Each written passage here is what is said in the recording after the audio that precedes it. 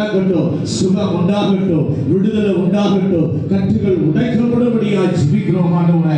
ஸ்தோத்திரம் அப்பா. எல்லா விசுவாச பிள்ளைகளையும் கர்த்தர் துரிதப்படுத்தி கொண்டு வரும்படியாய் கூட ஜெபிக்கிறோம். புதிய மக்களை இந்த நாளிலே கர்த்தர் கொண்டு வரும். எங்களோடு கூட இணைந்து அவர்களும் தேவனுடைய நாமத்தை மகிமைப்படுத்த, தேவனுடைய வல்லமை அறிந்து கொள்ள கர்த்தர் உதவி செய்வாராக. இந்த காலையிலே எங்களோடு கூட கர்த்தர் பேசுவாராக. தேவ சத்தத்தை கேட்க ஆவியானவர் கிருபை தரும்படியாய் கூட ஜெபிக்கிறோம். முழுவதுமாய் அர்ப்பணிக்கிறோம். இயேசுவின் அதிகாரமுள்ள நாமத்திலே ஜெபிக்கிறோம் நல்ல பிதாவே, ஆமென். உட்கார்வோம். இயேசு கிறிஸ்துவின் நிதான நாமத்திலே உங்கள் யாவருக்கும் வாழ்த்துக்கள். நாம் ஒன்றிணைந்து இந்த காலை வேளையிலே எந்த காலத்திற்கும் தேவனாய் இருக்கிற, எந்த சூழ்நிலைக்கும் ஆண்டவராய் இருக்கிற நம்முடைய தேவாதி தேவனை உள்ளத்தின் ஆழத்திலிருந்து நாம் ஆராய்ச்சி மகிமைப்படுத்துவோம். இந்த காலத்திலும் இந்த நேரத்திலும் நன்றியால் உம்மை நான் துதிப்பேன். அந்த பாடலை சேர்ந்து பாடி கர்த்தரை நாம் ஆராய்ச்சி மகிமைப்படுத்துவோம்.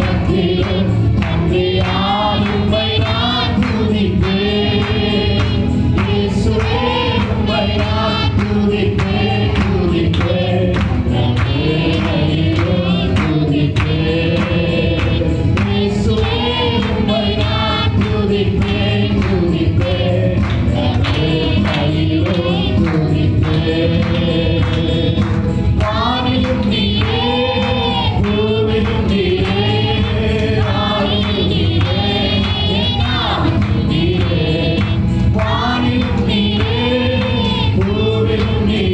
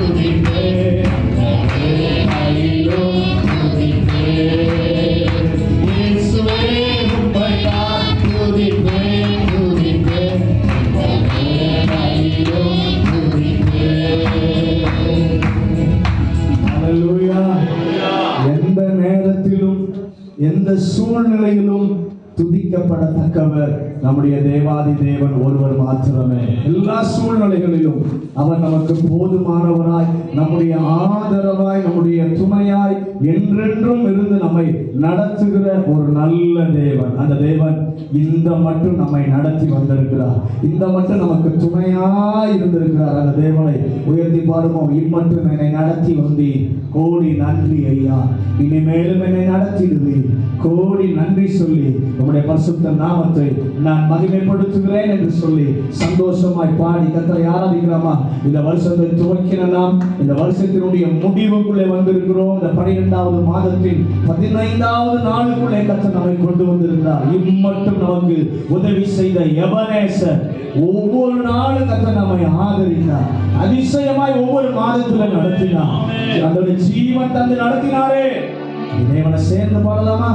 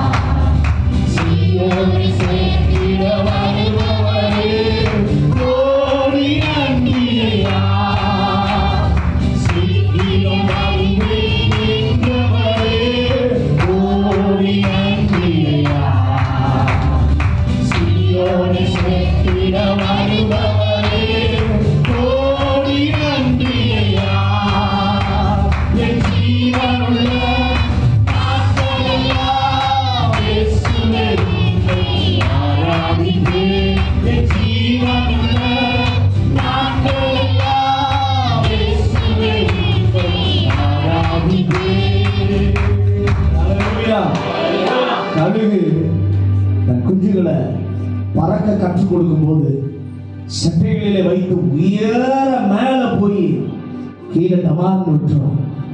அது பறக்க தெரியாம அப்படியே மாண்டு விடுவோம் என்று சொல்லி கீழே கதறிட்டு வரும்போது மறுபடி வந்து சட்டைகளின் கீழே தன்னை அந்த குஞ்சுகளை தூக்கி கொண்டு போகிறது போல ஆண்டவர் நம்முடைய வாழ்க்கையில் இந்த வருஷத்துல எத்தனையோ நேரங்களிலே எல்லாராலும் கைவிட்டது மடிந்து விடுவேன் என்று சொல்லி நினைத்த பொழுது தம்முடைய சிறகுகளாலே கர்த்தர் நம்மை மறுபடியும் கழுக போல தூக்கி சுமந்து வந்தார். அந்த சரணத்தை மறுபடியும் பாடலாமா? ஹல்லேலூயா.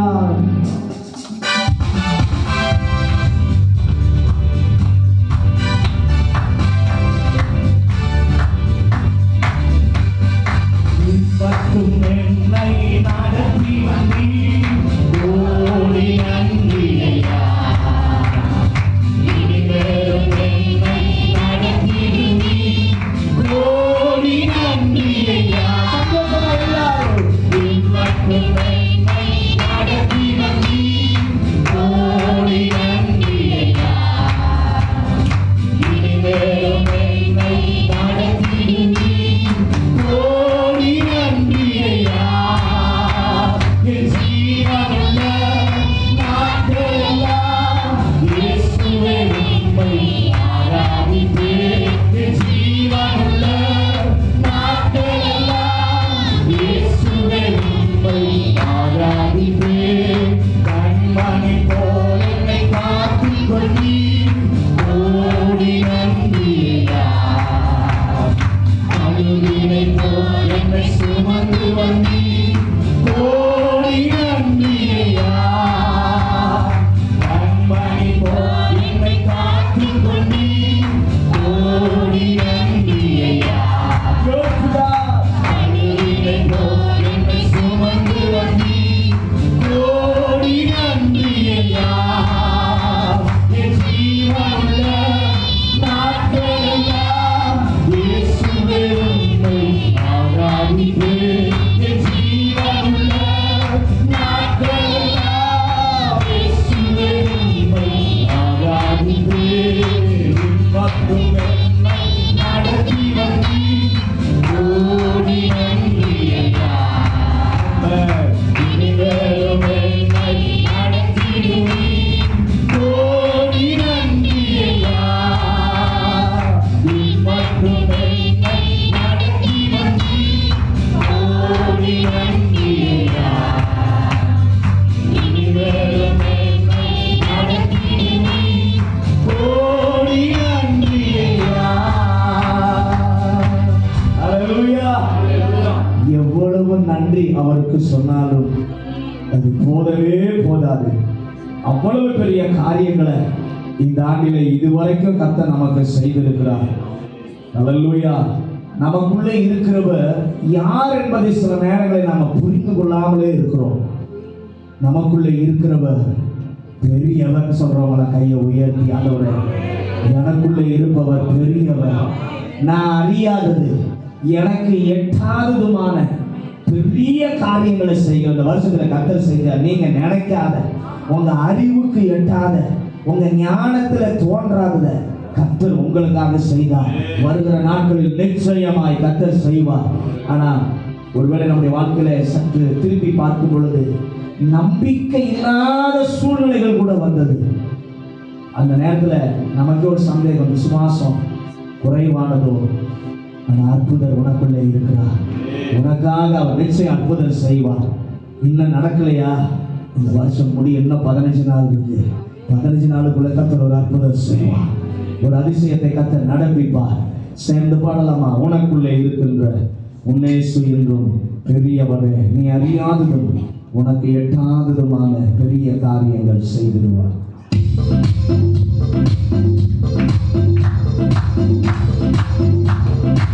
உனக்குள்ளே இருக்கின்ற உன்னேசு என்றும் பெரியவரே, உனக்குள்ளே இருக்கின்ற உன்னேசு என்றும் பெரியவரே, நீ அறியாதது உனக்கு எட்டாததுமான பெரிய காரியங்கள் செய்திடுவார். நீ அறியாத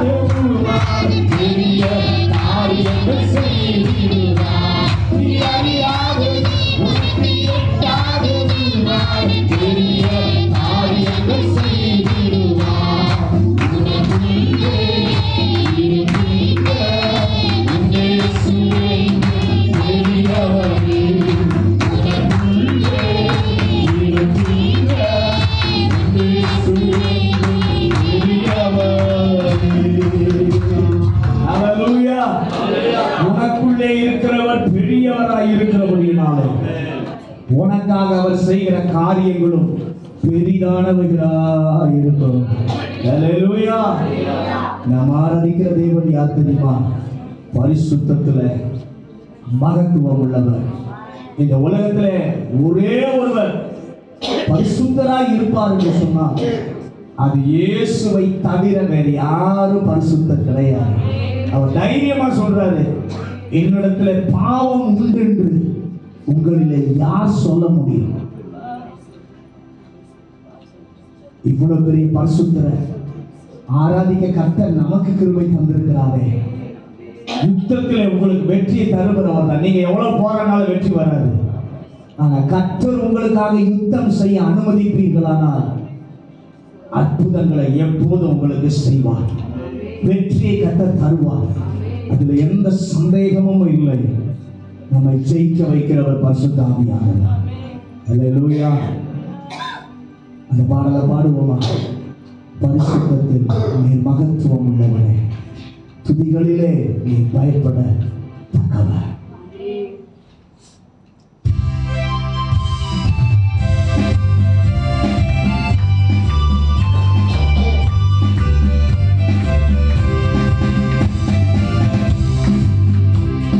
பரிசுத்தத்தில் நீ மகத்துவம் உள்ளவனே, துதிகளிலே நீ பயப்பட தக்கவரே. பரிசுத்தத்தில் நீ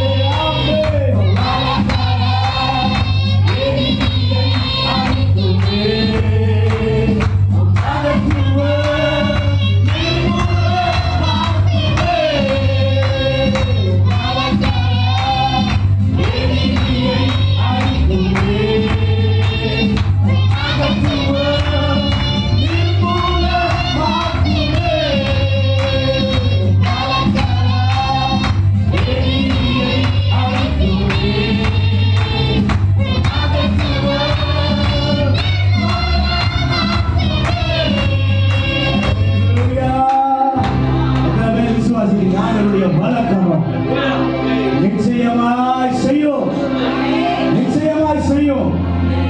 அவருடைய கரத்தினாலே கூடாதது ஒன்றுமில்லை.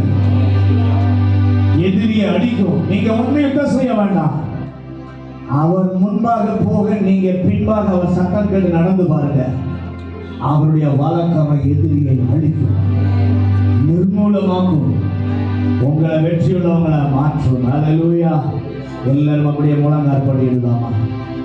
முழங்காற்படி தேவனை நோக்கி பார்ப்போம். பரிசுத்தத்திலே சிறந்தவரை நாம் ஆராதித்துக் கொண்டிருக்கிறோம். காலையில் அவரை பார்த்து, ஆண்டவரே, ஒரு பின்மாரியின் அபிஷேகத்தை என் மேல போடுங்க ஆண்டவரே. வேத வசனத்தில் வாசிக்கிறோம், மாம்சமான யாவர் மேலும் என் ஆவியை ஊற்றுவேன் என்று சொன்னவர் உண்மை உள்ள தேவனாய் இருக்கிறார். இன்றைக்கும் உங்கள் மேல ஊற்றுவதற்கு, உங்களை நிரப்புவதற்கு ஆயத்தம் உள்ளவனாய் இருக்கிறார். உங்களை மாத்திரம் நீங்க விட்டுக் கொடுப்பீர்கள் என்று சொன்னார், நிரப்புகிறவர் உங்களை ஆளுகை செய்வார். நிரப்புகிறவர் உங்களை ஆளுகை செய்வார். முழங்காற்படியில முடிஞ்சவங்க முழங்காற்படியில நீங்க எல்லாரும் எதிர்த்து தேவ சமூகத்தில் வந்திருக்கிறோம். கர்த்தருக்கு முன்பாக நம்மளை தாழ்த்தி கர்த்தரை ஆராதிக்க வேண்டும். அவர் பெரியவர், சர்வ வல்லவர், மகத்துவம் நிறைந்தவர். ஒரு அபிஷேகத்தை என் மேல ஓடுனாண்டவர், எலும்பு பள்ளத்தாக்குல தீர்க்க தரிசனம் உழைத்த போது உலர்ந்த எலும்புகள் எல்லாம் ஒன்றிணைந்து ஏகமாய் நின்றது போல இந்த மேல் நம்முடைய அபிஷேகத்தை ஊற்றி ஒன்றிணைந்து நிற்க அதிகாரத்தால் தீர்க்க தரிசனம் உரைத்தவர். கர்த்தருடைய சுவிசேஷத்தை சொல்ல ஒரு அதிகாரத்தை, தைரியத்தை கர்த்தர் போடுகிறார். ஹல்லேலூயா. நன்றி அப்பா, நன்றி அப்பா, நன்றி அப்பா, நன்றி அப்பா. தேவனே ஸ்தோத்திரம். ஹல்லேலூயா, ஹல்லேலூயா. துதிக்கிறோம், துதிக்கிறோம், துதிக்கிறோம்.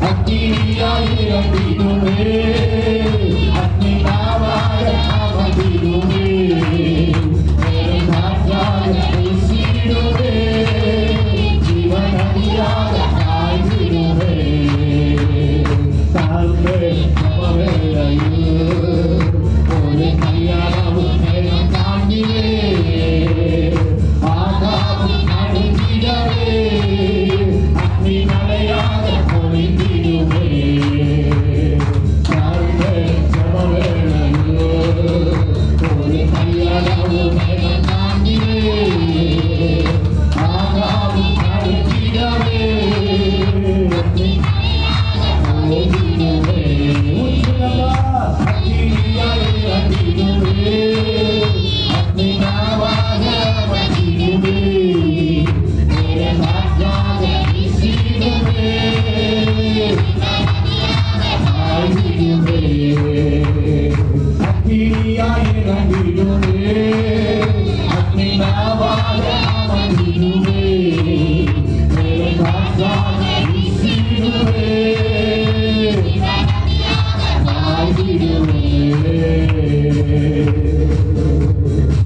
அப்படியே கரங்களை உயர்த்தி ஆண்டவரே, ஒரு ஜீவ நதி, என் தாகத்தை தீர்க்கிற ஜீவ நதி எனக்குள்ளே பாய்ந்து ஓடட்டும். என்னை அக்கினியா மாற்று, நலலும் இல்லாமல் குளிரும் இல்லாமல் வெது வெதுப்பா இருந்த ஜீவியம் வேண்டாம் ஆண்டவரே, என்னை அக்கினியா மாற்றுங்க. அக்கினியா மாற்றுங்க. அன்றைக்கு கர்மேல் பர்வதத்துல ஒரு கையளவு மேகம் எழும்பின போது ஆகாமும் பயந்து நடுங்கி ஓட கிருபை செய்த தேவன் இன்றைக்கு ஒரு கையளவு மேகம் எங்களுக்காக இறங்கட்டும் ஆண்டவரே. ஒரு கையளவு மேகம் போதும்பா எங்களுக்கு, அது பெரும் மலையை சொரிய பண்ணு ஆண்டவரே. அந்த கையளவு மேகத்தை இன்னைக்கு காட்டுங்கப்பா. அந்த கையளவு மேகத்தை இந்த வாரத்தில் எங்களுக்காக எழும்ப பண்ணுங்க ஆண்டவரே. சங்கீதக்காரனாகிய தாவீது ராஜா சொல்லும் பொழுது, உம்மை தேடுகிற யாவரும் உம்மில் மகிழ்ந்து சந்தோஷப்படுவார்களாக, உமது ரட்சிப்பில் பிரியப்படுகிறவர்கள் தேவனுக்கு மகிமை உண்டாவதாக என்று எப்பொழுதும் சொல்வார்களாக. அவர் அழகா சொல்றார் பாருங்க, உம்மை தேடுகிற யாவரும் உம்மில் மகிழ்ந்து சந்தோஷப்படுவார்கள். கர்த்தரை தேடுகிறவர்கள், கர்த்தரை சேவிக்கிறவர்கள் அவரை பிரியப்படுத்துவதிலே ரொம்ப சந்தோஷப்படுவார்கள். ஆனால் கர்த்தரை சேவிக்கும் பொழுது, அவரை பிரியப்படுத்த நினைக்கும் போது நம்முடைய வாழ்க்கையில பாடுகள் வரும், வேதனைகள் வரும்.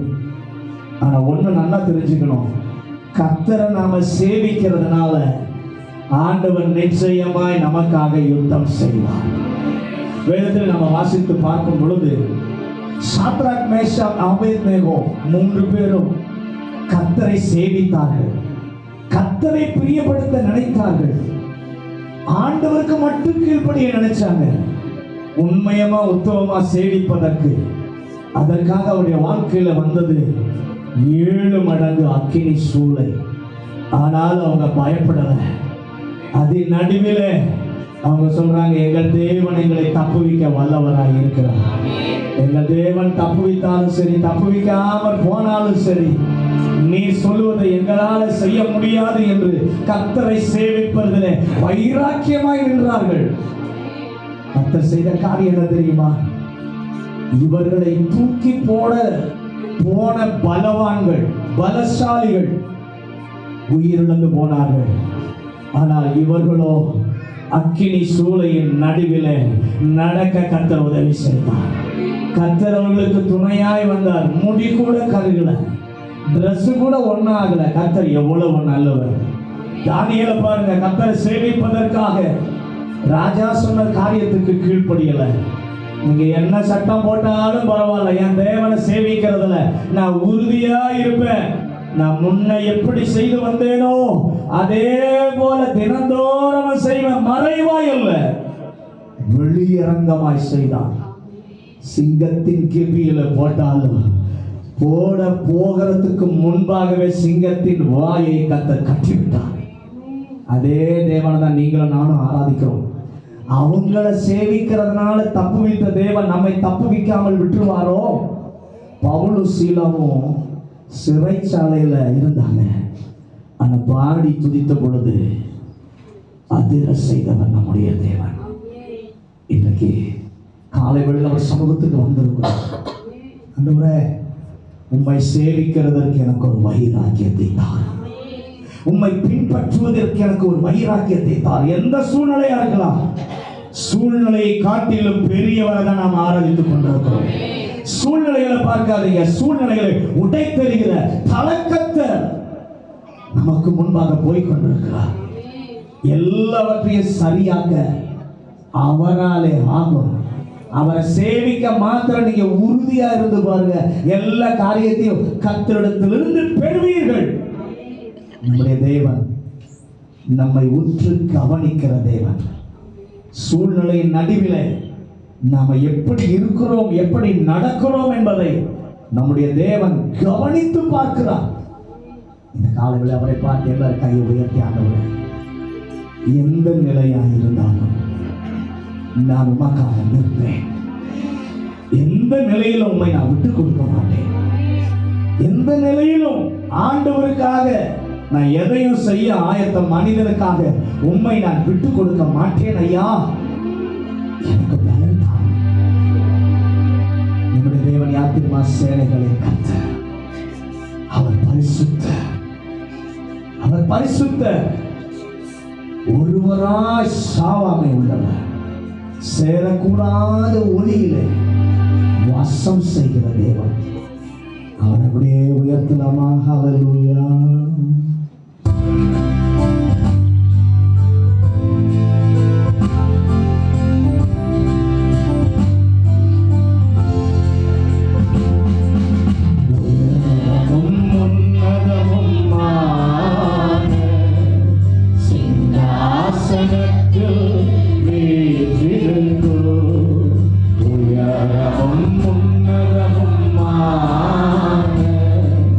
சிங்காசனத்தில்